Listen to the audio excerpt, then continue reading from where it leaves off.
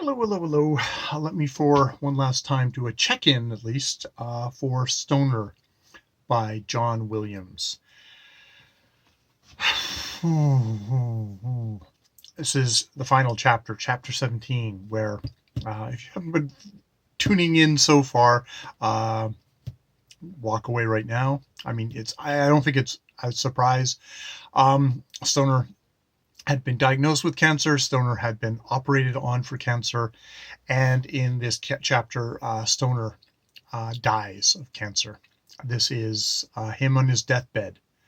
And yeah, it's like you think, oh, okay, it's a whole chapter of him dying, which, I mean, great writers have done, and this great writer does it here. We can start off with with him sitting with Edith, page 270. Is it 270? Is it him? Is that what we start off with?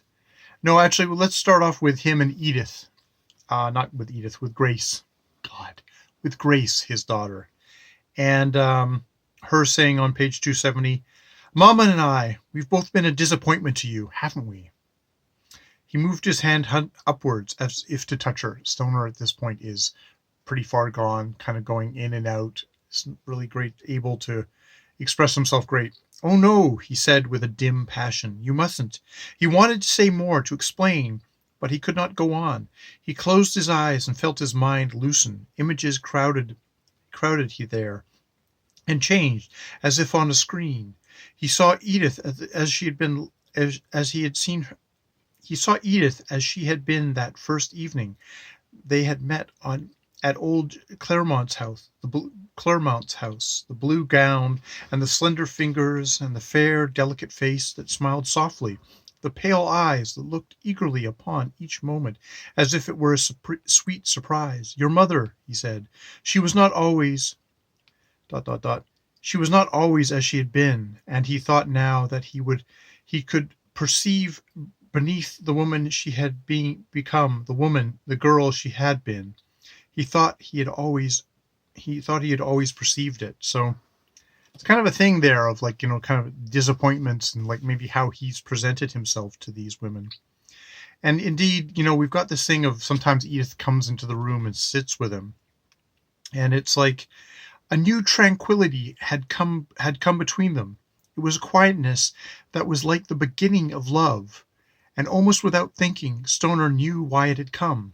They had forgiven themselves for the harm they had done each other, and they were wrapped in a regard of what their life together might have been. Almost without regret he looked at her now, in the soft light of late afternoon. Her face seemed young and unlined.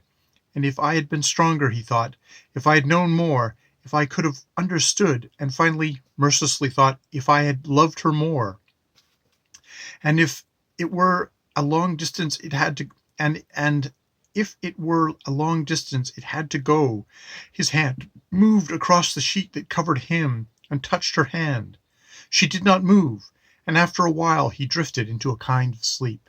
So it's kind of amazing at the very end of his life, coming into that thing of forgiving each other for the harm that they had done each other. And that's the thing I've had throughout the novel is how is this novel treating Edith? But I mean, it is a novel that is very much through Stnr's point of view. And Stnr isn't a bitter asshole who's been cruel to his wife and brought this on to himself. But he's also had his own very severe limitations, and that they've done harm to each other and to Grace. Yeah, and I mean, it's she's very kind of matter of fact about things in a way. "Oh, Gordon," she said. This is, Gordon Finch coming to visit, and he's like, "Oh, Gordon, he looks awful. Poor Willie. He won't be with us much longer." Gordon paled and took a step backward, as if he'd been struck. "My God, Edith." "Not much longer," Edith said again, looking broodingly at her husband, who was smiling a little. "What am I going to do, Gordon? What will I do without him?" It's like they've been locked together. There is also a thing here of Gordon Gordon coming to visit them, and him saying in kind of he is really out of it, Stoner, and he says, "Where's Dave?" And when he saw the shock and fear come over Gordon's face, he shook his head weakly and said, "I'm sorry, Gordon. I was nearly asleep. I'd been thinking about Dave Masters, and sometimes I say things I'm thinking without knowing it. It's these pills I have to take." Gordon smiled and nodded and made a joke, but Stoner knew that in that instance Gordon Finch had withdrawn from him in such a way that he would never return.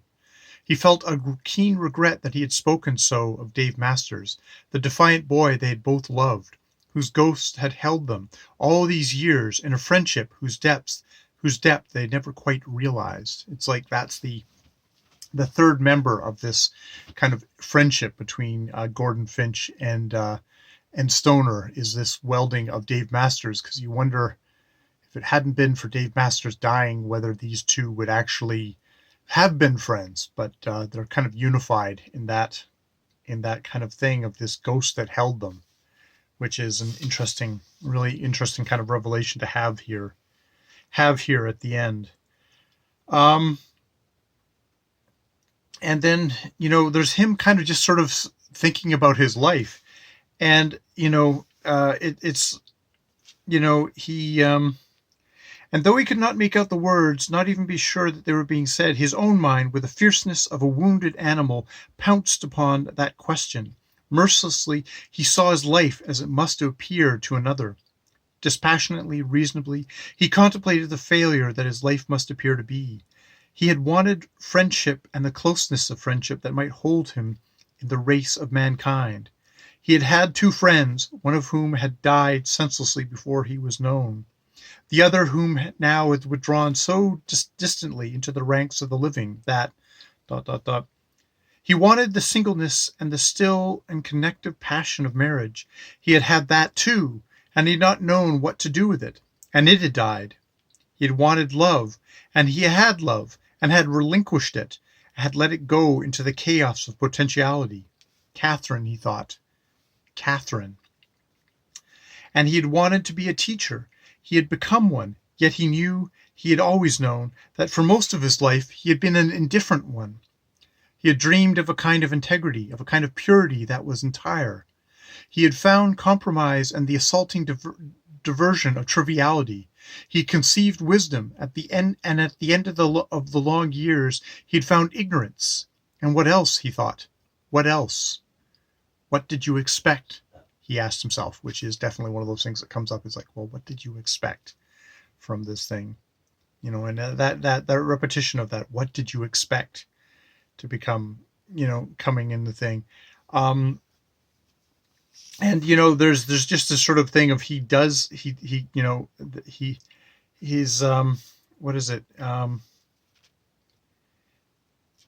He heard the distant sound of, here's the thing. He's able to sit up in his last day, and he's able to look out the window, and he heard the distant sound of laughter, and he turned his head towards its source. A group of students had cut across his backyard. They were hurrying somewhere. He saw them distinctly. There were 3 couples. The girls were long-limbed and graceful in their light summer dresses, and the boys were looking at them with a joyous and bemused wonder.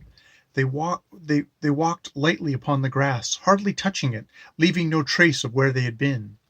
He watched them as they went out of his sight, where he could not see, and for a long time after they had vanished, the sound of their laughter came to him, far and unknowing, in the quiet of the summer afternoon. What did you expect? He thought again.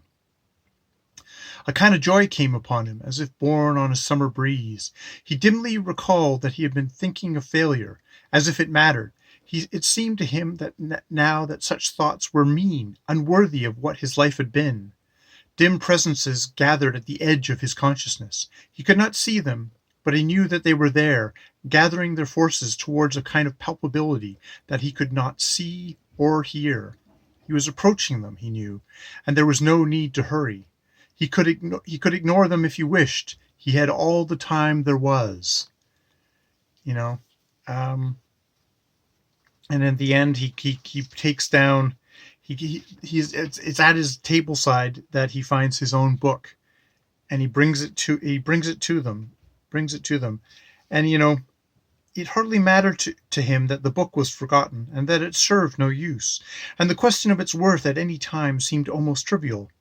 He did not have the illusion that he would find himself there in that fading print, and yet he knew a small part of him that he could not deny was there and would be there. He opened the book, and as he did it, it became not his own. He let his fingers riffle through the pages, and felt a tingling, as if those pages were alive. The tingling came through his fingers, and coursed through his flesh and bone, and he was minutely aware of it, and he waited until it contained him, until the old excitement that was like a terror fixed him where he lay. The sunlight passing his window shone upon the page, and he could not see what was written there. The fingers loosened, and the book they had held moved slowly and then swiftly across the still body and fell into the silence of the room.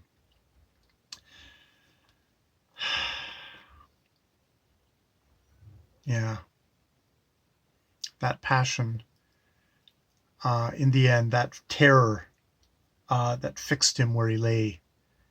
And then in the end, you can't read what was written. That you can't read what's written there on the page. Stnr is a beautiful book. Looking at a life that a lot of people might judge as a failure. But the passion there, the beauty, the love, is quite glorious, quite beautiful, and I'm glad I have these pages in my hand and that I was able to read them. Yeah, that is Stnr by John Williams. I'm gonna have to try and do a review of this, and I don't know how. And that's the joy. That's the joy of being here. Yes, it's love. It's love, folks. It's love. All right, more videos later.